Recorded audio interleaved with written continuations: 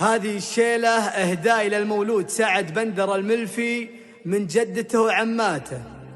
ويا مرحبا والشعر ينقط طلت سعد كنها الأعياد، جدتكم وثواني تحييك تباشرت بأجمل الأحفاد، وتباشرت بأجمل الأحفاد.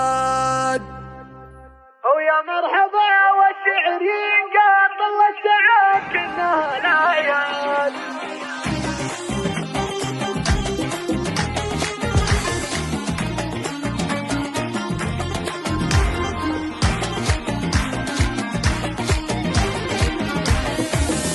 قناة جيلة لكل جديد وحصري.